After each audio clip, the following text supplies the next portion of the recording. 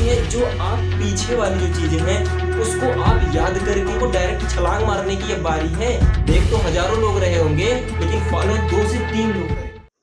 Hello दोस्तों, welcome to बनाएंगे topper के आज के इस वीडियो में हम आपसे बात करने वाले हैं कि आप 12th की स्टार्टिंग कैसे करें। तो इसके बारे में मैं तुरंत अपने टॉपिक पर आता हूं और थोड़ा सा मुझे गुस्सा भी आ सकता है, थोड़ा सा आप जो है, क्योंकि ये आप ही के लोगों के लिए है। आप लोग स्टार्टिंग कर क्यों नहीं रहे हो, इसी के बारे में मैं थोड़ा सा आपके लिए जो है आपको थोड़ा सा कुछ चीज़ें ऐसी है जो बताना चाहता हूँ। आपको कुछ समझना चाहिए। आपको सच में आप 12th में हो, अगर आप अभी नहीं इस चीज़ को समझोगे तो शायद आप कभी भी नहीं समझ पाओगे। तो यहाँ पर कुछ चीज़ें ऐसी हैं जो आप पीछे वाली जो चीज़ें हैं उसको आप याद करके, या जो आगे आने वाली चीज़ें हैं उसको आप याद करके अभी अपने 12th की पढ़ाई को स्टॉप कर दिया है आपने और उस चीज़ को रोक दिया है। यही चीज़ मैं कह रहा हूँ आपसे कि आपको इस चीज़ को रोकना नहीं है। कुछ ऐसी चीज़ें हैं जो आप अभी सोच रहे होगे। क्या सोच रहे हो आप ये चीज़ सोच रहे हो कि मेरा 10th में अच्छे मार्क्स नहीं आए, लॉकडाउन था, रिजल्ट वैसे ही आ गया था, मेरे जो बैक बेंचर थे उनका अच्छा नंबर आ गया और मेरा जो था वो कम नंबर आया। आप थोड़े से ऐसे कुछ सोच रहे होंगे। और 11 तो ऐसे ही चला गया मेरा, अब मैं 12th में आया हूँ तो जो है फिर पढ़ने का मन नहीं कर रहा है। देखो, आपने 11th तो छोड़ ही दिया है, 11th तो छोड़ ही दिया है। एक अगर लेकर चले, मान लो कुछ लोगों ने तो पढ़ा होगा, जो पढ़े हैं उनके लिए तो सही है, लेकिन जिन्होंने 11 छोड़ दिया है वो अब क्या कर रहे हैं, वो 12th को भी आपने छोड़ने का एकदम प्लान बना लिया है। क्यों भाई ऐसा कर रहे हो? आप जानते हो कि आपकी जो नीट की एग्ज़ाम होती है, आपकी जो IIT का जो एग्ज़ाम होता है और जो आपका JEE का एग्ज़ाम होता है, इसमें से आपके कुल मिलाकर के 11 से आपके 40% क्वेश्चंस उसमें आते हैं और 12th के आपके 60% क्वेश्चन आते हैं। भाई बड़ा कौन हुआ? 12th वाला बड़ा हुआ? आप सोच क्या रहे हो? आप इस चीज को सोच रहे हो कि मेरा 40% बर्बाद हो गया है, अब मुझे अपना 60% भी बर्बाद होने देना है। यही आप सोच रहे हो। समझो इस चीज को। अगर आपको इस 60% को आपको अचीव तो पहले कर लो। अगर मान लो 11 छूट भी गया है, किसी कारणवश आपने नहीं पढ़ा है या पढ़ भी लिया है, तो आप इस 40% के भरोसे सारा चीज कर लोगे? नीट के लिए, IIT के लिए, JEE के लिए, या अपने फ्यूचर को डिसाइड कर लोगे? नहीं कर पाओगे ना। तो आपको क्या करना है, 12th की जल्दी से जल्दी स्टार्टिंग कर देनी है और आपको इस 60% को अचीव करना है, जल्दी से जल्दी अचीव करना है, क्योंकि समय कम है। आपके जो कंपटीटर हैं वो आगे बढ़ रहे हैं आपसे। बहुत से ऐसे रिजल्ट हैं, अब देखते हो क्या होता है। जैसे कोई IIT की तैयारी कर रहा है, नीट की तैयारी कर रहा है, JEE की तैयारी कर रहा है, किसी भी एग्जाम की तैयारी कर रहा है, वो जब उस लायक नहीं रहता है तब से भी वो प्रिपरेशन स्टार्ट कर देता है। आप समझ रहे हो ना बात को? कंपटीशन इतना हाई हो चुका है, कहीं कहीं कंपटीशन नहीं है, लेकिन आप जिस चीज में हो, अगर आप खुद उस अपने कंपटीटर को बीट करना चाहते हो तो आपको खुद इस 60% पर अभी तो इस पर लग जाना होगा। अगर आप IIT, JEE, नीट किसी के लिए भी जा रहे हो तो आपको इस 40% को बाद में भी तो कर सकते हो। अगर मान लो छोड़ गया है, आप सोच रहे हो कि मेरा 40% छूट गया है, अब इस 60% को भी छोड़ देते हैं और आपका सिलेक्शन जरूर रुक जाएगा। तो आप सोच क्या रहे हो भाई? आपको तो यही एक प्लान है, यही एक तो आपका पहला स्टेप था। आपने 2-3 स्टेप पार कर लिए, जो 9th का, 10th का और 11th का, वो सभी स्टेप तो आपको छूट ही चुके हैं। आपको डायरेक्ट छलांग मारने की अब बारी है, इसी में आप रुक चुके हो। आपको रुकना नहीं है, इस स्टेप में आपको रुकना नहीं है। यही चीज़ तो मैं आपको समझाना चाहता हूँ, क्योंकि यहाँ पर आप अगर कोई इंजीनियर बनना चाहता है, कोई डॉक्टर बनना चाहता है, कोई वकील बनना चाहता है, कुछ भी, एवरीथिंग, टीचर बनना चाहता है, तो आपको अभी से ही तो सीरियस होना पड़ेगा। अगर आप सच में एक अच्छा सक्सेसफुल इंसान बनना चाहते हो तो अभी तो ही स्टार्टिंग करनी पड़ेगी। यही तो पड़ाव है एक। आप यही नहीं समझ पा रहे हो, आपको स्टार्टिंग नहीं कर पा रहे हो, आप यही चीज़ नहीं कर पा रहे हो, तो अभी तो और भी पड़ाव हैं। तो इसलिए मैं कह रहा हूँ कि स्टार्टिंग कर दो भाई साहब, क्योंकि आपको अगर डॉक्टर बनना है, इंजीनियर बनना है तो अभी से ही स्टार्टिंग कर दो, क्योंकि आपका ये 60% जो सिलेबस है वो बहुत ही अच्छे तरीके से जाने वाला है। अगर आप थोड़ी सी तैयारी 11th की भी कर लेते हैं तो IIT JEE नीट किसी भी एग्ज़ाम में आपके सिलेक्शन को कोई नहीं रोक सकता है भाई, समझो इस चीज़ को। मैं कुछ पॉइंट्स आपको समझाना चाहता हूँ। यही पॉइंट्स मैंने जो है 10th वालों के लिए भी बताया था, यही चीज़ मैं आपको थोड़ा सा बताना चाहता हूँ। सबसे पहली पॉइंट मैं यहाँ पर रखना चाहूँगा कि आपको ना सीरियस हो जाना है।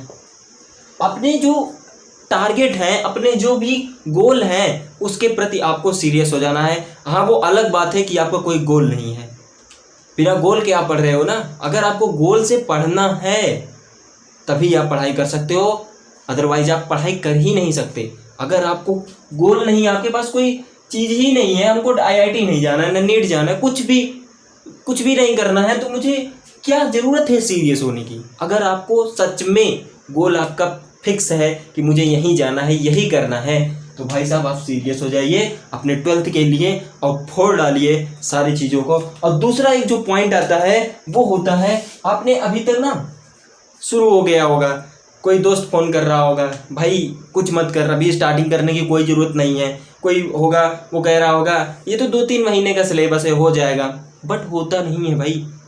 जब आप ना उस चीज़ में घुसते चले जाओगे तो बाद में आपका जो है वही जो होंगे ना वो भी छोड़ करके चले जाएंगे और आपको अकेला छोड़ देंगे। और आप जो है परीक्षा में जब बैठोगे तो आपको वही दिन याद आएगा कि काश मैंने इस दिन पढ़ाई कर ली होती और अपने 12th में 95% अचीव कर लिया होता। वो दिन याद आएगा, तब जो है आपको पता लगेगा कि मैंने क्या क्या गलतियाँ की हुई हैं। तो यही चीज़ है कि आपको जो भी आपने गोल डिसाइड किया हुआ है, मुझे डॉक्टर बनना है, इंजीनियर बनना है, तो उसका सबसे पहली बात तो आपने 12th अगर स्ट्रीम में जो भी स्ट्रीम आपने चूज किया हुआ है, डॉक्टर के लिए आपने स्ट्रीम को चूज किया, बायोलॉजी लिया है, इंजीनियरिंग के लिए मैथ लिया है, या कॉमर्स के लिए आपने लिया हुआ है, तो इस तरीके के जो भी आपके गोल हैं, आपके गोल जो डिसाइड हुए हैं, उसका सबसे पहली बात दूसरा है वो है आपका सिलेबस आपको देख लेना है। ठीक है, आपको सिलेबस देख लेना है। कुछ चीज़ें ऐसी हैं जो आपको पता नहीं होती है लेकिन वो भी उसके अंदर होती हैं। ठीक है, उस आपके सिलेबस के अंदर जो भी आपका बोर्ड्स के द्वारा जो सिलेबस दिया गया है उसको देख लीजिए, फिर आप 12th की स्टार्टिंग करिए। अब यहाँ पर तीसरा पॉइंट मैं रखने जा रहा हूँ कि एक आप टारगेट सेट कर लीजिए भाई साहब, आप एक टारगेट सेट कर लीजिए कि आपको सच में टारगेट क्या है। आपका टारगेट क्या है? मुझे 95% 12th में अचीव करना है। मुझे 95% 12th में अगर अचीव करना है तो आपको उस टारगेट के हिसाब से ही चलना पड़ेगा। अगर आप 95% अचीव करते हो तब आपका सक्सेस होगा। जो आपने गोल डिसाइड किया हुआ था उस दिन आपको मज़ा आएगा कि हाँ, जो मैंने कहा था, अपनी कही हुई बात को मैंने प्रूव करके दिखा दिया। ऐसे कई हज़ारों बातें होंगी जिसको मैं प्रूव करके एक दिन दिखा दूंगा। तो यहाँ पर आपका यही चीज़ें हैं जो आपको अभी से ही मोटिवेट करेंगी और आगे तक आपके मोटिवेट करती जाएंगी। इसलिए कह रहा हूँ कि अभी से ही 12th की स्टार्टिंग कर दो। और यहाँ पर एक चीज़ और आता है कि आपने क्या हुआ है, टाइम टेबल अभी तक सेट नहीं किया हुआ है कि मेरा टाइम टेबल क्या है। उठे सुबह, पलट लिया, कोई मतलब इंटरेस्टिंग सब्जेक्ट हुआ, मैथ लगाने आता है अच्छे से, बस मैथ लगा लिया, बंद कर दिया। भाई तुम्हारा मैथ में केवल 95% लाना चाहते हो कि पूरा जो आपका ऑल ओवर सब्जेक्ट है पूरा मिला करके आप 95% लेकर आना चाहते हो? आप पहले ये डिसाइड कर लो। तो आपको हमेशा जिस भी चीज़ को आपको जितने घंटे पढ़ना है उसका टारगेट बनाइए और छोटे छोटे टारगेट लेकर चलिए। और फिर आपका टाइम टेबल, एक दिन का आप टाइम टेबल सेट करिए कि मुझे आज 2 घंटे हिंदी पढ़नी है या 3 घंटे मैथ लगाने हैं, 2 घंटे इंग्लिश पढ़नी है, 2 घंटे फिजिक्स पढ़नी है, 2 घंटे बायोलॉजी पढ़नी है, कुछ भी एवरीथिंग केमिस्ट्री पढ़नी है। तो आप जो है इस तरीके से डेली आप रूटीन बनाइए ना कि मुझे क्या क्या चीज़ें करनी है, कहाँ कहाँ पर मुझे डाउट आ रहे हैं, उस तरीके के आप टारगेट बनाइए। फिर आपका जो टाइम टेबल है वो डिसाइड होगा और जब टाइम टेबल डिसाइड होगा तो आपका रूटीन डिसाइड होगा और जब आप रूटीन डिसाइड होगा तो हर एक चीज़ें डाउट के साथ साथ क्लियर होती जाएंगी और फिर आप 12th की स्टार्टिंग बेहतरीन ढंग से कर सकते हैं। चौथा पॉइंट है, आप रेगुलर नहीं रहते हो। आप ना एक दिन पढ़ाई किया, एक दिन छोड़ दिया, एक दिन पढ़ाई किया, एक दिन छोड़ दिया, ऐसा क्यों कर रहे हो भाई? आपको अगर कंसिस्टेंसी नहीं है आपके अंदर तो शायद आप टॉप के लिए भूल जाओ भाई, आप टॉप के लिए भूल जाओ। अगर आपको अगर रेगुलरिटी नहीं है आपके अंदर, कोई भी काम हो चाहे वो टॉप करना ही क्यों ना हो, आप भूल जाओ। अगर आपके अंदर रेगुलरिटी है तो आपको इस पॉइंट पर, इस चीज पर टच करने में कोई नहीं रोक सकता है। इस चीज को आप जल्दी से अचीव कर ले जाओगे। तो चलिए एक पॉइंट और है कि अगर आप किसी डिस्ट्रैक्शन में अभी जी रहे हो, अगर आपको लग रहा है कि आपको कोई डिस्टर्ब कर रहा है, ठीक है, तो उस चीज को सबसे पहली बात दूर हो जाओ। दोस्त यार कोई भी हो कह रहा हो कि मुझे अभी नहीं पढ़ना चाहिए, ये करना चाहिए, अभी तुम अपने कुछ और चीज़ों पर ध्यान दे लो, ये कर लो, वो कर लो, अभी चल तो चिल मारते हैं, अभी का जो चिल होगा ना वो बाद में जा करके आपके लिए खतरा पैदा कर सकता है। इसलिए आप डिस्ट्रैक्शन से, उन लोगों से आप दूर रहिए, फिर आपका जो है गोल अचीव करने में कोई रोक नहीं सकता है। तो आज मैंने आपको कुछ पॉइंट ऐसे हैं जो आपको बताए हैं, जो बच्चा, जो मेरा भाई बहन जो भी होगा, वो अगर इस चीज को अगर समझ गया है, अगर इस चीज को समझ गया है, अगर उसने फॉलो किया तो 95% पक्का लेकर आएगा, ये मेरी गारंटी है। फॉलो तो सिर्फ 2 ही 3 लोग करेंगे, ठीक है, देख तो हजारों लोग रहे होंगे लेकिन फॉलो 2 से 3 लोग करेंगे। भाई 2 से 3 लोग ही तो वो हैं जो टॉपर बनते हैं।